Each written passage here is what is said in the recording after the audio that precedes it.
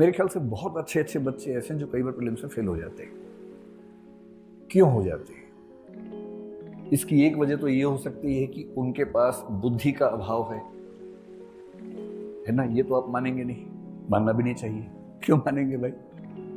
बुद्धि तो मोटे तौर पर लोगों में ठीक ठाक रहती है, ऐसा क्या है? तो बुद्धि का अभाव तो है नहीं।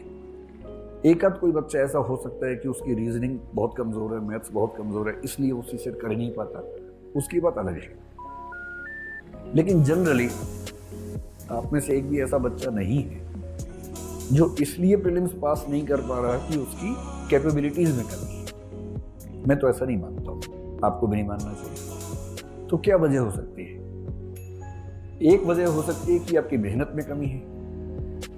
मेरा ख्याल है कि ये वजह भी ठीक नहीं है, क्योंकि पता नहीं क्यों पर मेरी समझ ये है कि जो बच्चे कमजोर बैकग्राउंड से होते हैं, और मोटे तौर पर ये कह सकता हूं मैं कि हिंदी माध्यम के या तमिल, तेलुगु, कन्नड़, मराठी, गुजराती माध्यम के बच्चे अंग्रेजी माध्यम के बच्चों की तुलना में सामान्यतः कमजोर पृष्ठभूमि से आते हैं। और जो जितनी कमजोर पृष्ठभूमि से उसमें मेहनत करने की क्षमता उतनी ज्यादा होती है। ये जनरल ट्रेंड दुनिया भर में, इसलिए आप देखेंगे अमेरिका जाकर झंडे गाड़ देते हैं, क्योंकि वहां वो कमजोर है। तो वहां वो रात दिन मेहनत करते हैं जिंदगी बेहतर बनाने के लिए, दिन झंडे गाड़ देते हैं।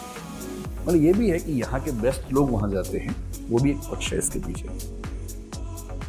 तो ये वजह भी नहीं है कि आप क्यों नहीं सिलेक्ट हो पा रहे। मेरी समझ ये है कि सफल ना होने की बेसिक वजह दो तीन है। एक तो है डिसिप्लिन, कि मेहनत करना लेकिन उसको डिसिप्लिन के साथ न कर पाना। जैसे 3 दिन पढ़े तो ऐसा दशरथ माझी की तरह पढ़े, जब तक तोड़ेंगे नहीं तब तक छोड़ेंगे नहीं, इस भाव से पढ़े। और 3 दिन बाद 7 दिन के लिए लेट गए, एकदम आराम करें। 3 दिन ज़्यादा पढ़ लिए थे, उसके बाद जब दिमाग में चक्कर आ रहा है तो वो ठीक करने के लिए सो रहे हैं। एक तो ये हो सकता है कि लगातार नहीं पढ़ पा रहे। दूसरा, मेहनत पर्याप्त नहीं होती ना। मेहनत से ज्यादा जरूरी है स्ट्रेटेजी। देखिए, अगर मेहनत करने से ही बात बनती तो अगर पशुओं की तुलना की जाए तो गधे घोड़ों की जगह आसीन हो गए होते, पर गधे गधे ही रह के ज्यादा मेहनत करके भी, और घोड़े घोड़े ही, है ना। बुरा मत मानिएगा इन शब्दों का, भाव समझिए कि सिर्फ मेहनत से नहीं होता है। कितनी मेहनत कहाँ करनी है, किस गति से, किस अनुपात में, किस त्वरा के साथ, किस त्वरा मतलब स्पीड के साथ करनी है, ये सब अगर गाइडेंस पूरी आपके पास हो, या तो स्ट्रेटेजी आप खुद बहुत अच्छी बनाने में माहिर हो। जैसे मैं जब विद्यार्थी था, मुझे ऐसा लगता था कि स्ट्रेटेजी बहुत आसान चीज़ है, इसमें क्या दिक्कत है। और मुझे कभी किसी की जरूरत पड़ी नहीं स्ट्रेटेजी बनाने में, क्योंकि सबका अपना अपना माइंड होता है। मेरा जो तरीका है सोचने का वो एल्गोरिदमिक ज़्यादा है, तो वो स्ट्रेटेजी बन जाती है आराम से, दिक्कत नहीं आती। हर व्यक्ति का वैसा नहीं होता, कुछ लोग क्रिएटिव ज़्यादा होते हैं, कुछ के अलग तरीके से दिमाग काम करता है, कुछ स्ट्रेटेजी में उतना दिमाग उनका नहीं लगता। तो या तो खुद बना ले, या कोई आपका साथ दे आपकी स्ट्रेटेजी बनाने में और एग्जीक्यूट करने में, यही तरीका है। तो मैं स्ट्रेटेजी प्लस गाइडेंस एक साथ लिख देता हूँ, तो आप समझ पाएंगे कि इस प्रोग्राम के पीछे हमारा मंतव्य क्या है, उद्देश्य क्या है। ठीक है। तीसरा क्या होता है, जैसे हम में से कई लोग ओवर कॉन्फिडेंस के शिकार होते हैं, कुछ लोग अंडर कॉन्फिडेंट होते हैं। और मैं अपनी क्लासेस में ये बात कई बार समझाता हूँ, किसी के कॉन्फिडेंस से किसी के व्यक्तित्व का आकलन नहीं करना चाहिए। चारों संभावनाएं, जबरदस्त व्यक्तित्व, जबरदस्त कॉन्फिडेंस, ये हो सकता है। जैसे मोदी जी, ये भी हो सकता है कि व्यक्तित्व जबरदस्त न हो और कॉन्फिडेंस जबरदस्त हो। इसका एग्जांपल मैं नहीं दूंगा, है ना।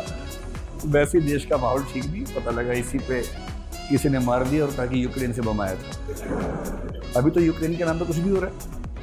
सब्जी के रेट बढ़ गए हैं, लोग कह रहे हैं कि यूक्रेन से सप्लाई नहीं आ रही है, इससे टमाटर महंगा हो गया है।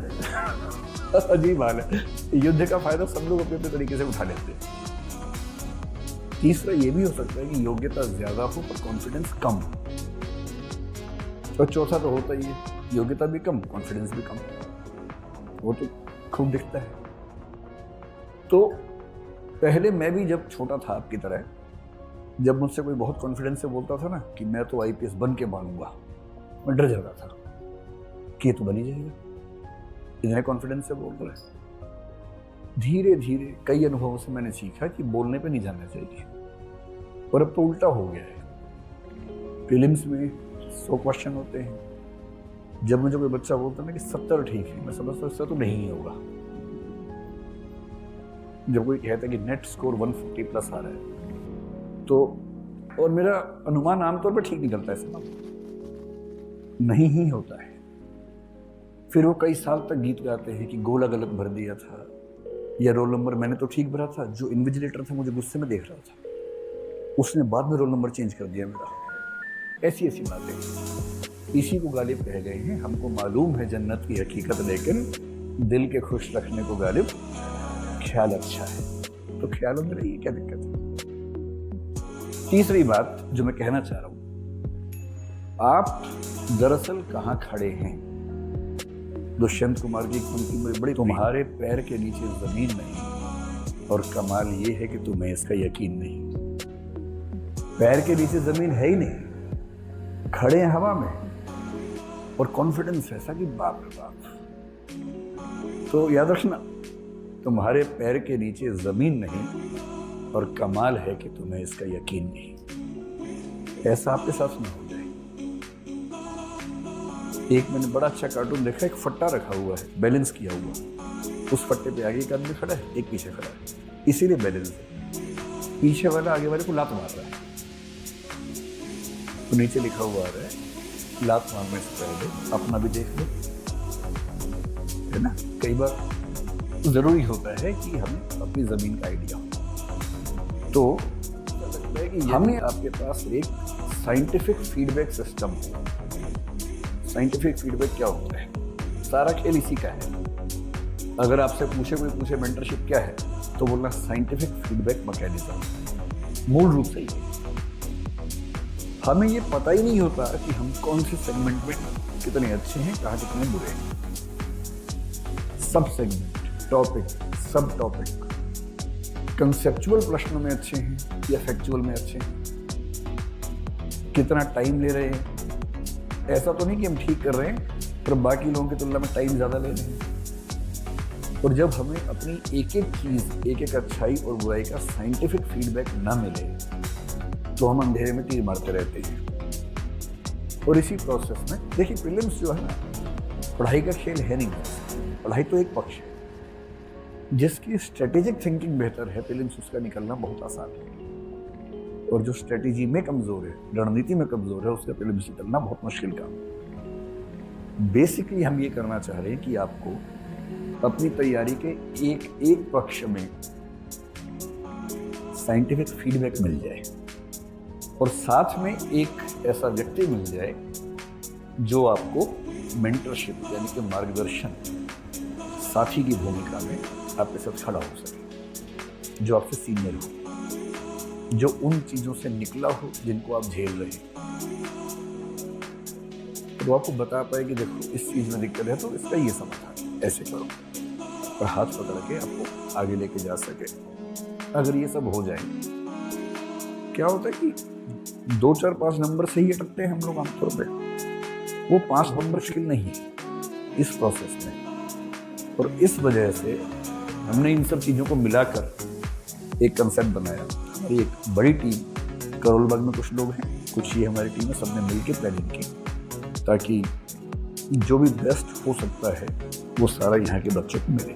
और मैं अपनी इंग्लिश की टीम का भी शुक्रगुजार हूँ, उन लोगों ने बड़ी हेल्प। दुनिया जिस सिद्धांत पे चलती है वो है फ्री विल, जिसका मतलब है कि आपने सवाल खुद पूछा है। लेकिन दर्शन में कुछ लोग, जैसे एक आदमी का नाम है शोपेनहावर, जर्मनी का दार्शनिक है, 18th-19th सेंचुरी का, दुनिया का सबसे बड़ा दुखवादी, निराशावादी दार्शनिक है, पेसिमिस्ट, फिलोसॉफिकल पेसिमिज्म। उसने यहाँ तक कहा कि सबसे खुशनसीब वो हैं जो पैदा ही नहीं हुए,